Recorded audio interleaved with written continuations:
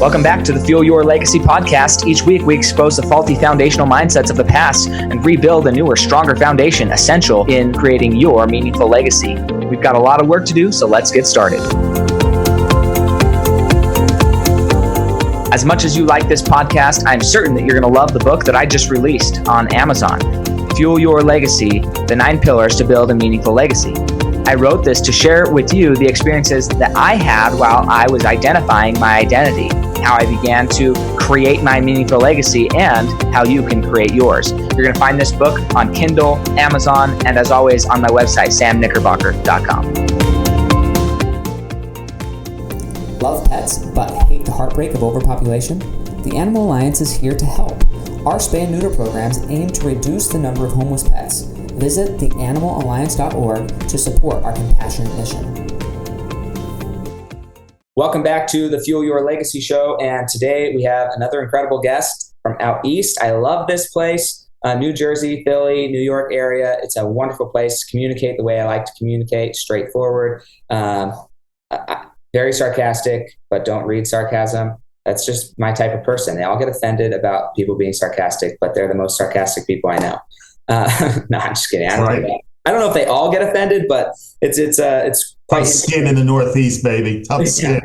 Yeah, I love it. So his name is Evan Marks, and he's been doing a ton of stuff over his lifetime. Has 2 beautiful girls that he's raising. He said they're off at summer camp. That's his tech team, making sure that he stays on the straight and narrow for technology. But he built his career on Wall Street, basically helping other people become wealthy. And then he decided, hey, what if he went into starting working on mindset coaching to help other people still become their best self, but then also maybe give himself a little bit piece of the action on the side. So I'm excited to have this conversation. Evan, go for it and let us know more of your story. How did you get to where you are? And then let's dive into some of the biggest mindset hurdles that people are experiencing that you help them with. Absolutely. Absolutely. Well, Sam, thank you for having me. That's one. And it's a pleasure to be here. Like you introduced, my name is Evan Marks. I am the founder and CEO of the M1 Performance Group, which is a mental performance coaching group.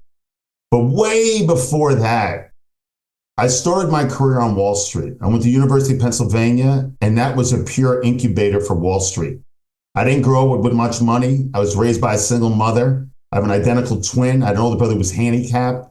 And growing up, we were a team. It wasn't I wouldn't call it a dysfunctional family, even though it was just a mother. But we worked as a team always. We survived and we thrived that way. You know, growing up, I didn't know what other people had. I thought I had it all. I didn't realize that people didn't work at 12 years old. I didn't realize that everybody had responsibilities at 12 and 13 that we had. But I think my mother did a dynamite job of making sure we felt loved, supported, and that we could do anything. So fast forward, I went to University of Pennsylvania with my twin brother, and everybody was Wall Street. You know, growing up with not much money, I didn't even know what Wall Street was, but we were athletes. And we knew if this competitive environment, why not do it? 25 years later, I'm managing money on a hedge fund level. I was a partner, but I knew something was wrong. I never wanted to do this. I always wanted a teaching coach, but the money was good. The atmosphere was electric. But there was something missing, Sam, and I knew it. And I told my wife once, and it was 2017, and I thought I had a heart attack. But actually, it mimicked a heart attack. I had a massive panic attack out of nowhere. And I had to make a decision. Either stay in this, in my eyes, was a soulless profession of me never being able to do what I was meant to do, which was coaching. I had the opportunity out of nowhere to join a lady who was a coach of mine, to join her coaching team. I went back to school, and 6 months later, I'm coaching Jimmy Johnson and his Pickford team at Hendrick Motorsports. You know, when we look back and we discuss who we want to be, I know what fulfillment feels like now. I thought money, bigger things, bigger houses, cars, trips was what fulfillment was, but it's not. I think you said in your opener, or right before we started this podcast, to me, fulfillment is having the ability to serve others and making a profound effect on people, communities, cultures is what fills my tank every day. And I am beyond grateful to have this opportunity to live this life. I wake up every morning, Sam. I don't know if I'm allowed to curse on this podcast, but I fucking will. I can't fucking believe I get to do this. I get to educate myself every day. I get to work with incredible individuals who want to get better. And if you saw these people on paper, you're like, why do they need to get better? But I believe overachievers know they don't got it. They're not there yet. But they have this insatiable desire to get better. Now, better in business, better as parents, better as siblings, better in their community. They know that their capability gap is limitless. And that's an incredible place to be. Not that we have to be chasing, but we have the ability to expand as people. And that's what I do. I'm in the product development game of people. Hey, I agree, and that's a lot of what I do as well. And that's one of the things when I saw your one sheet when you came through. So I love getting.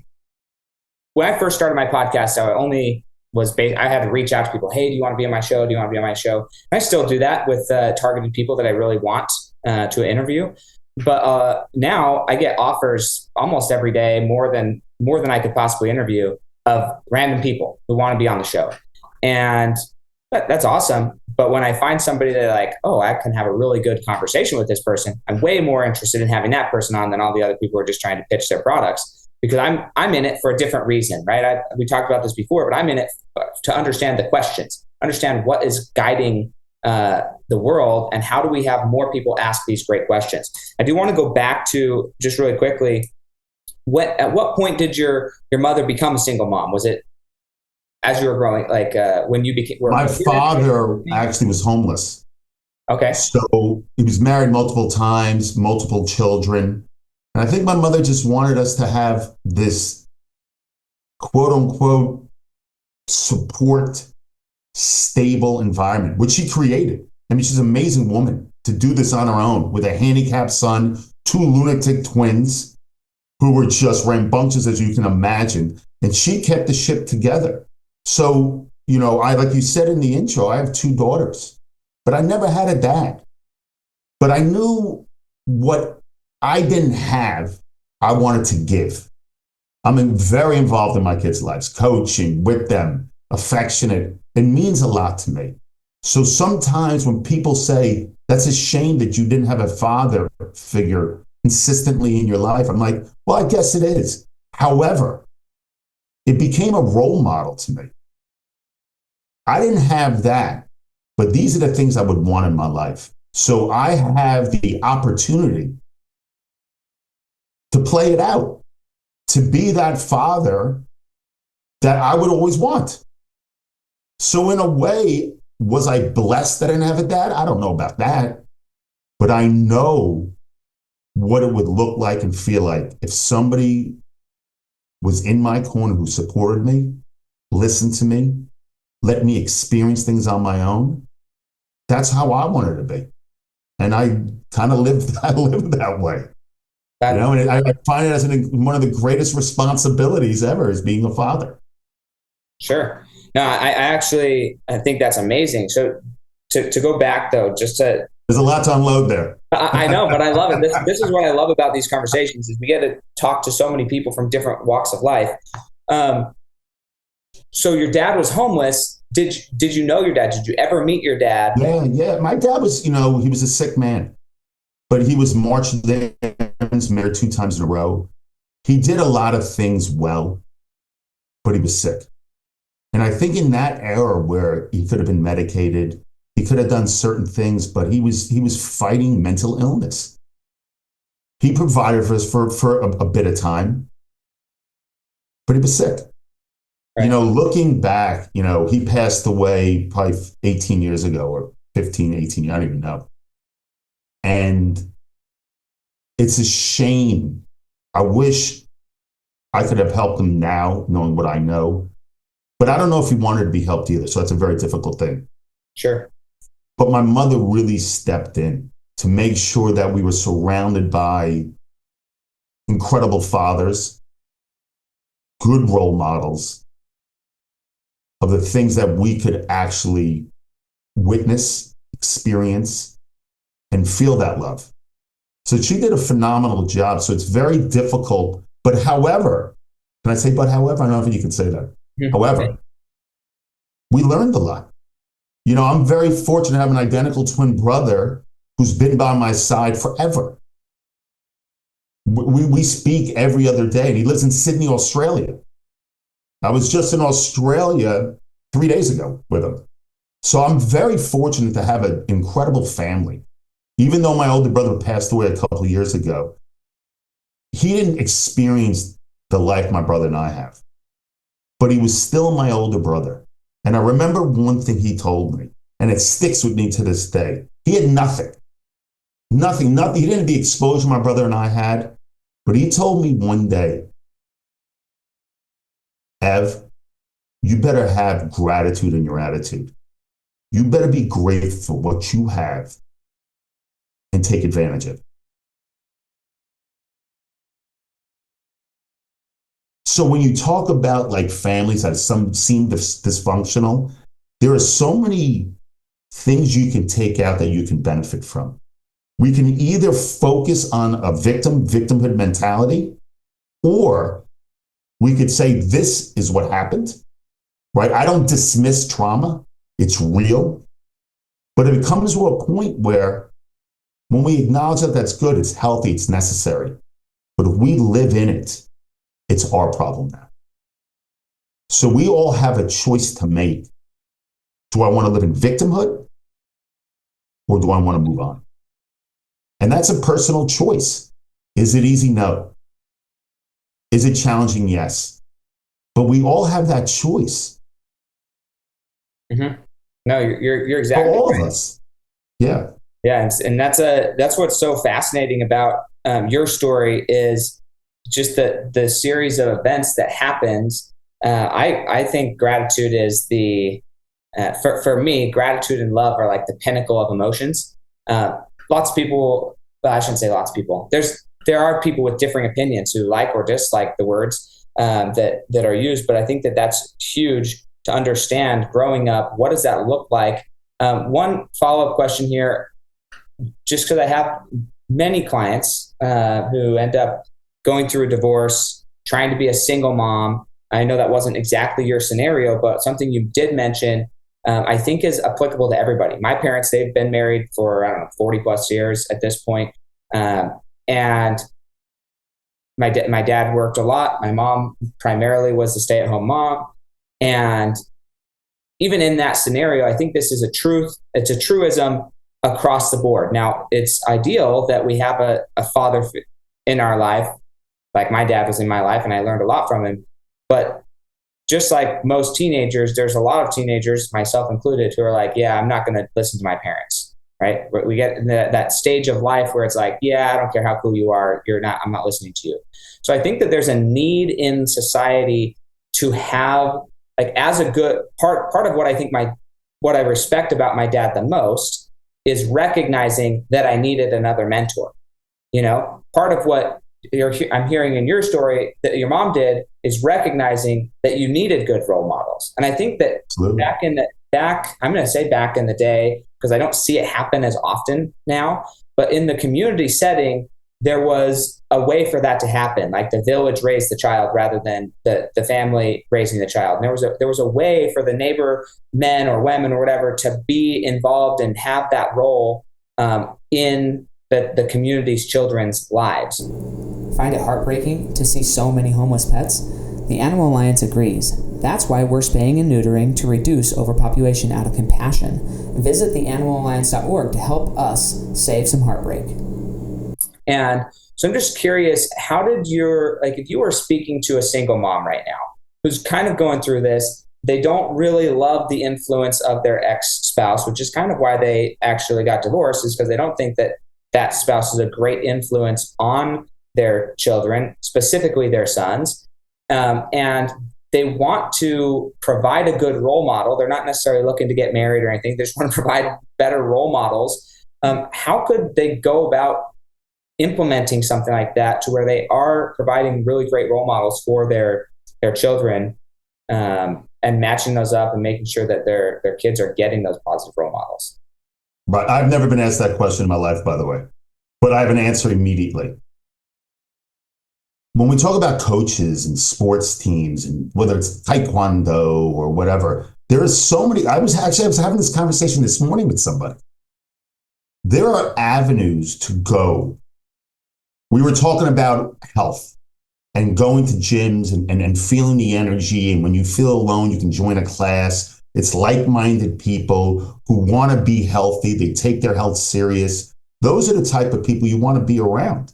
So in that question, it's almost like, well, join a youth sports team, go karate, go to a synagogue, a church. There's groups that you can be a part of that aren't necessarily free, but won't break the bank, but you'll put your child in an environment where, if we're talking about men, if you're a single mother, where you can find places where it builds community, it builds a sense of support.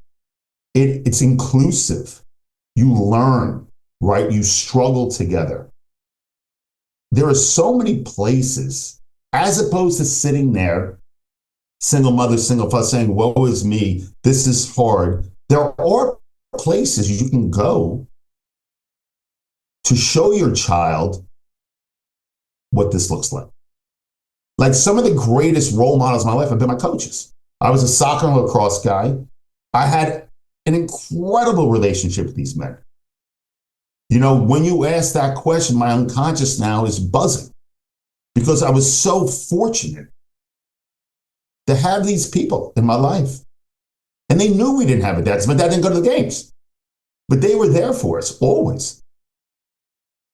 I remember my graduation in high school, my soccer coach was there. Raj Wynn, I'm sending you a shout out. He's the most beautiful man ever. I haven't talked to him in decades, but he had a profound impact on me. Ken Case was our lacrosse coach. Impact. Mm-hmm. You're going to get me teared up soon. But it was very like all these things, and then you think of the fathers. It meant a lot. Yeah. It's important. And that's what, and it can be done. Yeah. I know it can be done. And I'm really grateful that it was done for me, even though I have a father and I still talk to him regularly. And I'm grateful for all the things that he did teach me. He taught me tons and tons of valuable lessons. But I'm fully aware that there was a lot of things that I just wasn't going to listen to him about, even though he was telling me the same things that the other people were telling me. And that's another key factor here is it's a thing that I'm looking for right now in my life, is like, who do I want my sons? I got two sons, a 7-year-old and a 5-year-old. Like, who do I want them to be mentored by? Who do I want to proverbially send them away for the summer for 3 months to go spend time with this other man, so that they can see and kind of speak life into them, tell them how great they are. Also say, look, here's the things that your dad is teaching you. This is why he's doing what he's doing. Yeah, he seems like a little bit hard of ass, but he's doing it because he wants you to grow. He believes in you. He sees these things. And I'm really grateful that there was a man in my life. His name is Paul Venable, and he lived down the street, and he would come at 5 a.m, wake us up, and we would go on these walks for 2 hours around Amazing. Farmland, Idaho, nothing. But it was a lot of mentorship, and we were homeschooled. He worked from home, so I would show up at his office, just like my office here, and he'd be doing his meetings, worked for Novell and Dell, and it's this tech guy, and I would just sit there for hours, and we would just talk and talk and talk. And I'm so grateful that my parents allowed that to happen, and that he was willing to take on that role. And I think, how do we create that type of environment for all of our families? And I think a lot of it comes from, are you even aware that your children need that? A lot of people, I don't think they're so scared to let their children be influenced by somebody else that they never provide anything like that. And then I don't know what the outcome will be in 10, 15 years with a bunch of people who didn't have good role models and also rejected their parents. But I'm really grateful that I got what I got out of it. I think there's a lot to be said for what you just said. You know, it's as a parent, our children are learning from us, right?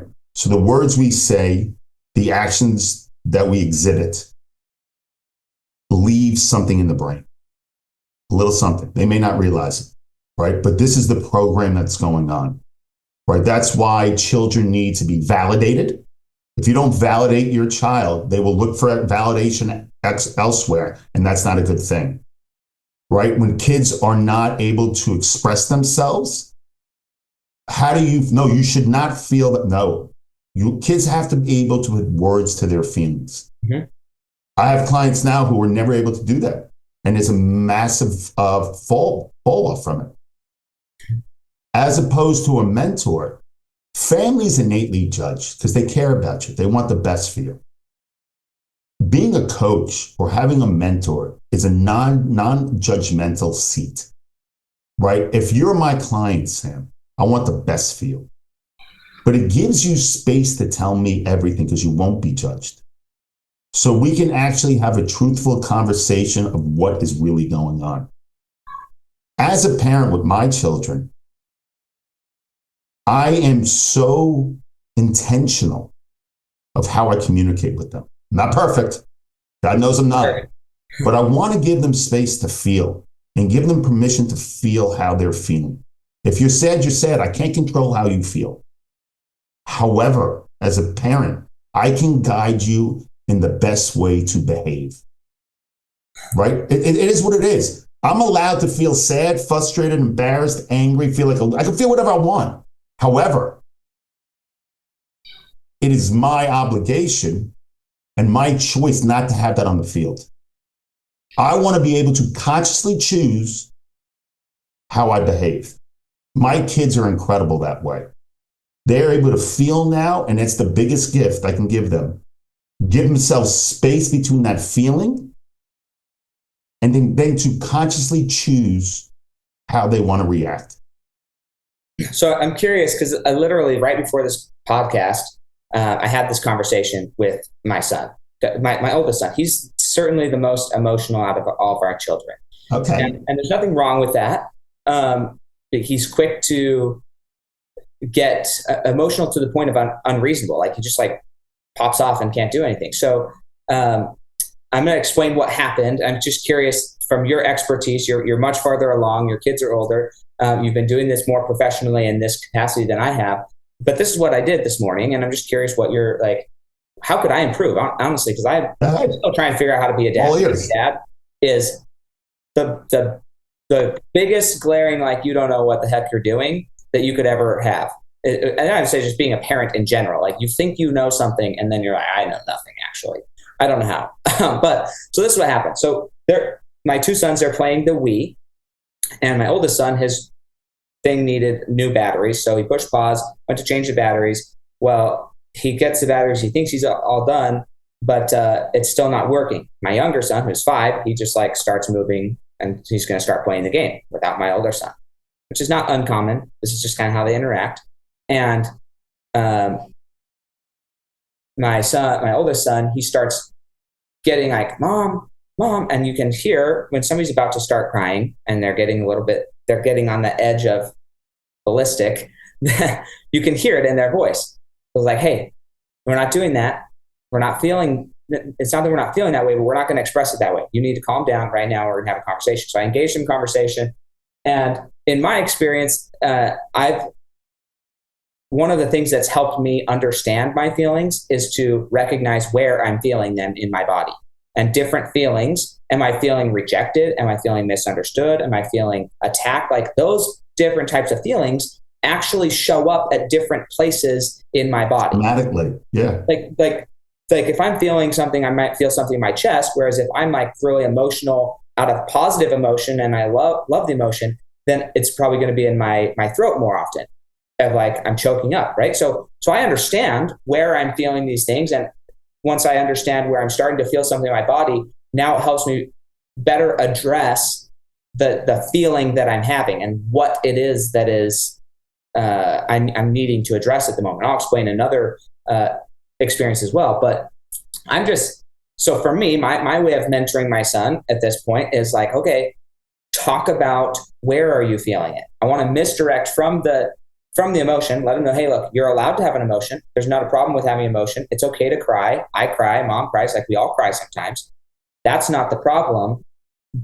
But the TV's not more important than your brother. The remote's not more important. Like what's going on outside of the technology, that's not more important than you or our family. And being present and putting people first is really important to me. And so I'm trying to help him teach that, or I'm trying to teach him that, I guess, help him understand that. So what would be 7 years old? Okay. So what would be an effective way to maybe make that situation even better and land better? I know you don't know my son and it's not like you've been coaching him every day, but like, what are some things you've found? Like, how do we help people identify their emotions? Because I think grown men are the same way. Like people who never learned how to manage their emotions, it doesn't matter what age they are. They don't know how to manage their emotions. And we have to teach them as if they're 5, 6, 7 years old, because that's actually the age that they got locked into their trauma that they deal with emotions, unfortunately. So like, I think the question you'll be able to answer, because I don't see it being a wide gap based on my own experience of humans. So I'm just curious, where would you go with that? What questions would you ask me as a parent who's trying to parent my children, and how could maybe I do better? You know, when we talk to children, we think we're talking intellectually. But remember, emotions begin before intellect, right? So we're trying to rationalize things to somebody who's not rational, right? They don't understand these things. I know 40-year-olds who don't understand this. But what needs to be done in those sorts of situations is, what's your son's name? Declan. Declan? Mm-hmm. Great name. Declan, how do you feel right now? And I want, you want him to be able to say, I'm frustrated, I'm angry because my brother's doing this. Okay, you're allowed to feel this way. Let's take a breath, right? So now you want him to know, like, we acknowledge how you feel. We're not minimalizing it. But when he's now able to put words to those feelings, I'm frustrated, I feel rage, whatever it is, it's a huge thing, because now they could actually know how they're feeling. Now the wrong thing to do is don't feel that way. You're not allowed to do that. Then the next step, Sam, is, all right, let's just take a breath.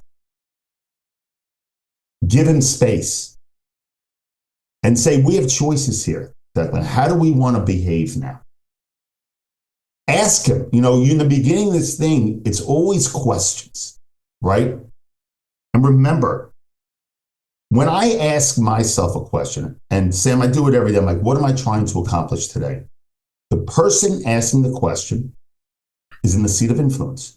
So when we ask self-exploratory questions, all right, Ev, what do you want to do there? It puts me in control. Right? So let's go to Declan. All right, Declan, how do you want to behave? Ask him. Right? So now we put a label to how he feels. We've acknowledged that. We take a breath, bring down, right? That's called self-regulation.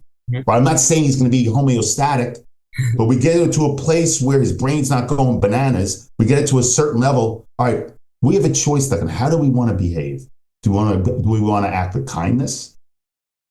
Do we want to act calm? How would you like to behave? So now we're asking him a question, right? We're not telling him how to behave.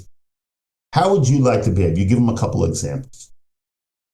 And you just work on that. But the biggest thing you could do is to have your child be able, give him permission to feel and to be able to put words, verbalized to those. I'm frustrated. Good. Thank you for sharing that with me. What do you want to do with this frustration? As opposed to, You shouldn't feel frustrated. You shouldn't be angry.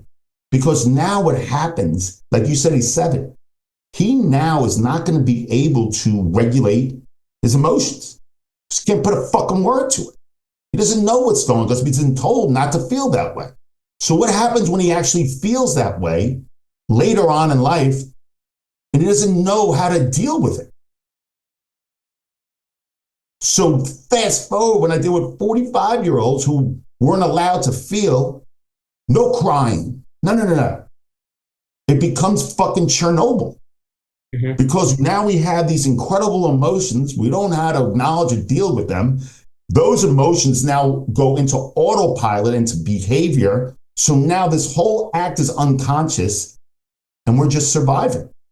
Imagine if we have the ability to teach our children to acknowledge, to verbalize, give yourself space, and to consciously choose a behavior.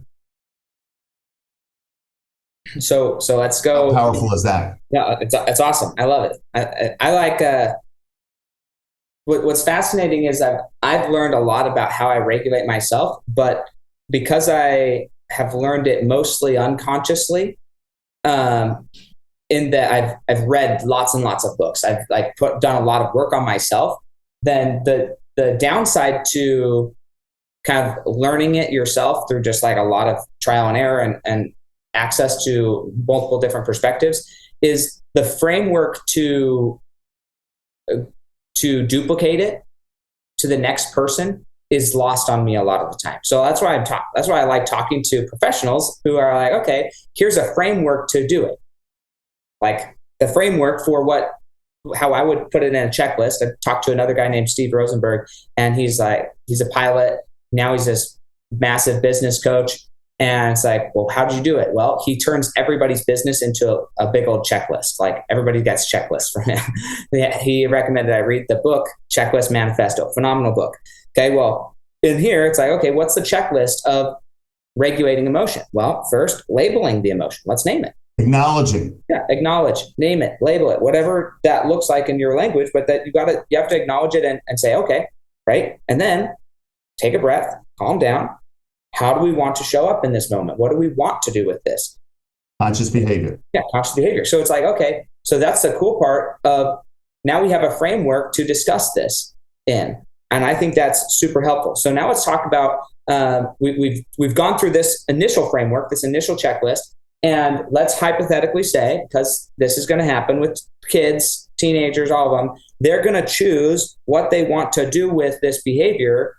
Sometimes they're going to choose something of what they want to do, which is fine. It's an animalistic, in my opinion. It's the natural part of you. Like, I want to go punch him. Okay, well, how do we say, well, that's actually not, like there's consequences. How do you train the consequences for actions and also say, well, there's certain acceptable behaviors that we're going to allow in our household, and there's certain behaviors that we're not going to allow. So those actually aren't on the table as options.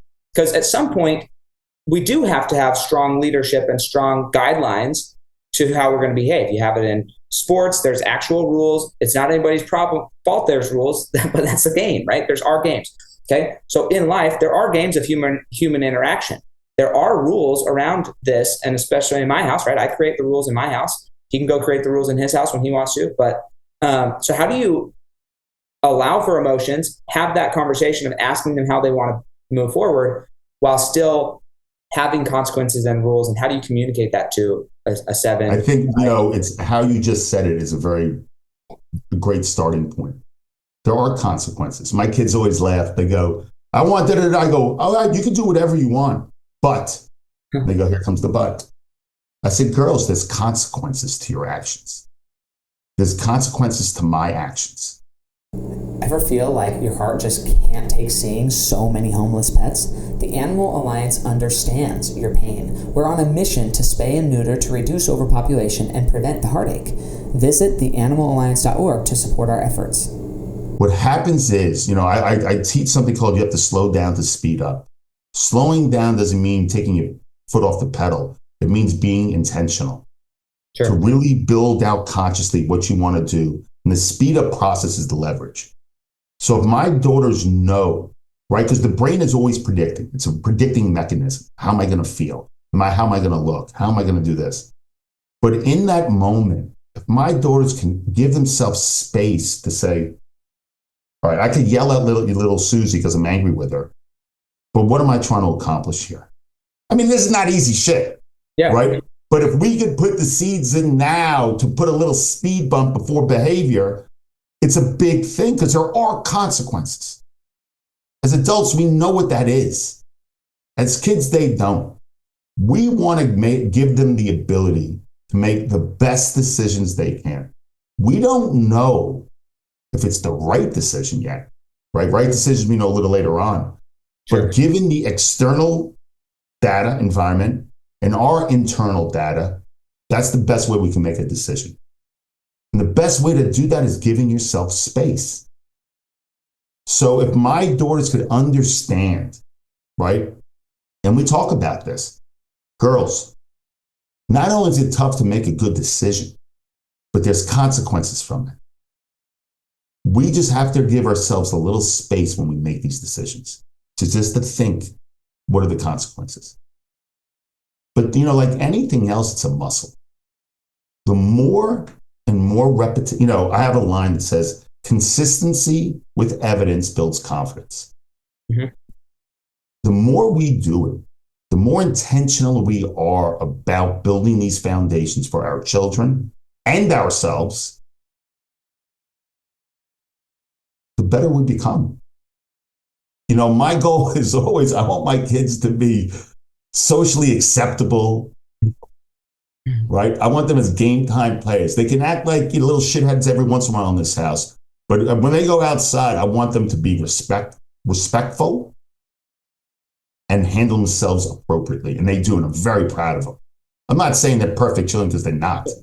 Sure. But we work on this stuff religiously because I know that doing what I do for a living, this is the programming part. I want them to be advocates for themselves. I want them to have a voice. I want them to be able to sit back and think and sit in a pocket for a second, analyze what's going on and make a decision. These are all important things. It doesn't happen overnight, but my wife and I have to be on the same page in how we deliver this message to them. We have to be, because they're going to be young women, and I want them to have this sense of self, that they know how to control themselves. They know how to choose right and wrong. That's all we want as parents. Mm-hmm. We want to give them the ability to think and make good choices. I love it. Man, I have this cool idea. And what happens is, and I'll take it a step further, Sam, you start to create an atmosphere, a society where people respect each other, because at the end of the day, there are three basic human needs: to feel important, to feel supported, and to feel listened to, heard. Mm-hmm. That's it. Yeah. That's all it is. And a lot of that happens if we can make the unconscious conscious and give ourselves space. We all get triggered. But I can't control how I feel. I can't. But I'll fucking tell you this, nobody's affecting my behavior. Yeah. You could affect me emotionally. People do. I might set my 11-year-old get me sometimes, but I have to understand through this mental structure and script how to handle myself. I have to. Yeah. What do I need to do here? Well, I think that's a good, one of the questions that you said in there that we've kind of passed over a little bit, but the question of what am I trying to accomplish is so crucial. And that in general, if everybody in life, again, this is if we're pulling out of this direct conversation, pulling back to the clouds a little bit, that's the purpose of this podcast. What are the few questions, not a ton, there's going to be one or two out of every one of these FaceTimes, what do we call this? Zoom calls, whatever. Zoom calls. Podcasts that could be life-changing for you. That question, what am I trying to accomplish? If you went to every area of your life, ask that about your relationship with your spouse. What am I trying to accomplish here? Am I just like, did I get married and have kids just to like make it to the end of life and not be alone? Like, is that all I'm trying to accomplish? Or am I trying to accomplish like a beautiful, blossoming, amazing relationship?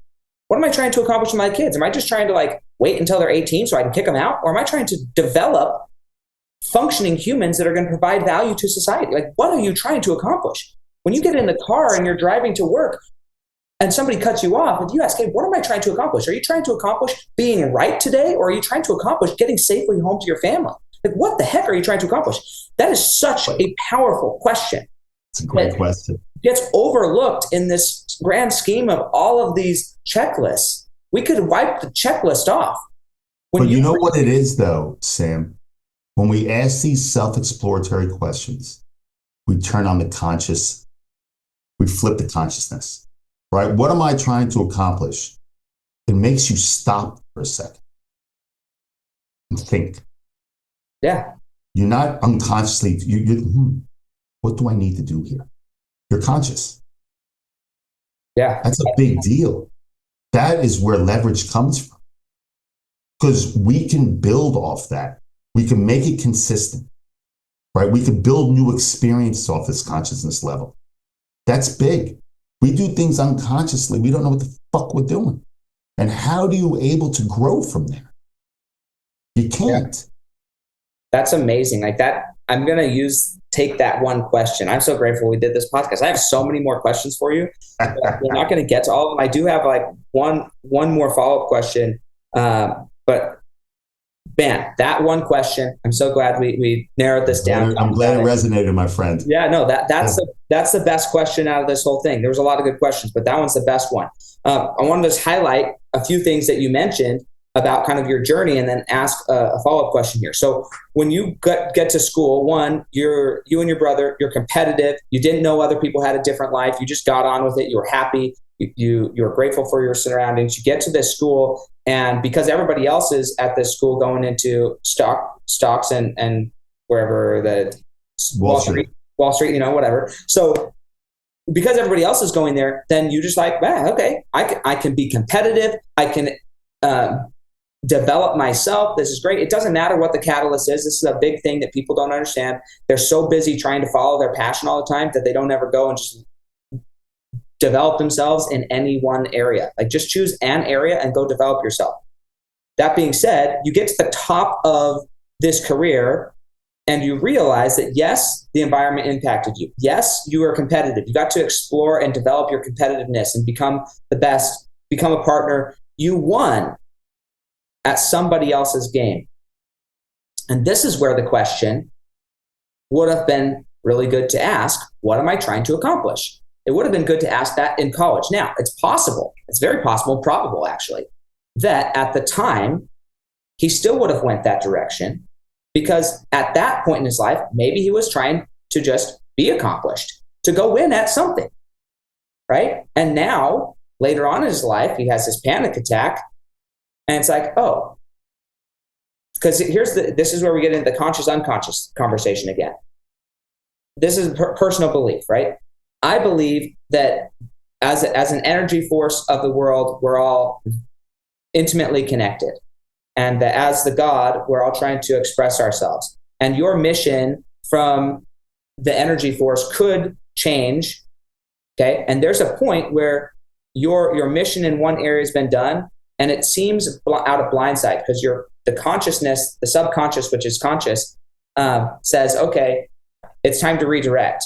And so you start feeling like an out-of-body experience doing something that before you felt good doing. Now it's like, that's not me anymore. I'm not supposed to be here anymore. I'm living somebody else's life now. What the heck's going on? And it comes back into consciousness, and we say, okay, we need to move and transition. So this panic attack serves as a catalyst for you to recognize, this is not what I want to be doing anymore. There's something more out there. I want to go back and coach. I want to help this other person. But you glossed over this in your journey, and I want to just highlight it and ask you the question. When did you get, and I know this might sound silly, but when did you get your first coach? And what I mean by first coach. Obviously, you had sports coaches and things, but you had a coach in your career that you were already doing that. What was the stimulus in the career of Wall Street that said, man, I need to go get a coach? Because I'm going to back up a little bit here. Go for it. I got recruited to play lacrosse. I was getting shot up with cortisone before I went to Penn. My knees were gone. So I blew my knees out twice when I was at Penn. And I only played 6 games. So my identity as a student athlete was fucking over. My twin brother went to Penn with me. He was captain 2 times. It destroyed me. So here I am. I'm just Evan Marks. I'm not this athlete anymore. It took me 20 years to get over that because I didn't want to let people know how hurt I was. This goes back to your conversation with your son. I wasn't fucking showing anybody the pain I was in. The pain, I mean, massive amounts of pain. And when I went to Wall Street, it was out of anger. I'm going to prove myself to everybody. And it wasn't about trading anymore because I didn't get validated for who I was. So along this journey, I knew what I was going through, this torture. And it was real torture. Being somebody that I was trying to prove, it was awful. But I wouldn't go seek help because it was weak. I didn't realize this. You know, my first coach was always get bigger, get stronger, do more work, make more money. But I knew underneath there was this kid fucking struggling, not wanting to be here. I'd go big money, give it all back because I didn't fucking want it. Like there was self-sabotaging going on, but I wasn't willing to go there. The resistance was so tremendous that I'm lucky that I had a good career. I'm fucking really lucky that I was able to pick up on it sooner than later. So when I'm a coach now, this is what I've always wanted to do because I know people struggle. People want to be listened to. People have real pain. Now, was my trauma of blowing my knees out twice worse than some? I don't give a shit. This is my experience, right? I'm not going to minimize what happened to me. If something happened to somebody else that's graver, I feel for you. I empathize with you. But I still have to respect what I was going through. And I didn't let myself do that, Sam, until years later, that I was trying to validate myself without this internal validation. And it was never good. And I got lucky at the end to meet a therapist coach who I still work with, who opened my eyes. And it's been life-changing because even though it's a cliche, the truth will set you free as long as it's in the right hands. Mm-hmm. Well, I think that's a key thing is going back to this panic attack nature. And I don't know when the panic attack happened timeline-wise. 46 years old. 46. Yeah, but what I mean is like, when did it happen from a perspective of you're competitive, you're crushing it, and then you get this therapist coach. How soon after you get the therapist coach do you have the panic attack? And the reason that's important is... It's a great question. So many people, they think, oh, I'm this way. It's like, you're that way. People think change takes time. People think transformation takes time. The truth is transformation happens in a millisecond. It literally happens in the millisecond that you see your life from a different perspective. Then there's the time of grappling with it and deconstructing all of your habits and your behaviors that you've built to maintain your self-concept, but you know in an instant that you need to change and that your perspective, you can't unsee that. That's where the panic attack comes happen, is you see something different about yourself than you ever knew, or you finally get seen by somebody for the deep part of yourself that you didn't think anybody ever wanted to see, cared about, or anything. And you finally be seen by somebody, you're like, oh my gosh, I'm allowed to now see this publicly. And that creates the biggest crises in people's lives. Life crisis, religious crisis, it doesn't matter, it's crisis. It creates the biggest crises. And then the panic attacks, heart attacks, this stuff happens all the time because people now have to cognitive dissonance, deal with who they could be and they're deep down who they want to be versus the whole world and what they expect of them. We do not have time to talk about this. We need Well, now you're fucking treading on the holy land of regret. I know. That is because remember, regret, and it's not rejection, is the strongest feeling of it all, is regret. So I think that panic attack, and it's a great question you asked, I think that had a pretty bow regret around it, that this is my life. I'm going to finish it unfulfilled. And I think that's what affected me. And it was a wake-up call. Okay, so we can go on for hours on this. I want to have another conversation with you if you're open to it, because I want to know two things. I want to dig into the regret. I want to dig into the panic attack and like what happened after that. I'm making notes here. But I want to say something though, Sam. Okay. And I think it's extremely important. We all have the ability to change. One, we have to want to. Two, we have to be patient with our progress, right? Because it then starts a ripple effect, which causes this internal momentum. We have to be kind to ourselves, but kindness without action will feel like an excuse. We have to ask ourselves questions. What am I trying to accomplish? How do I want to be? Who do I want to be? You know, I wrote this post. You could read 900 self-help books. It means shit. Because the first self-help book is almost similar to the 60th. And it doesn't happen in the 13th chapter.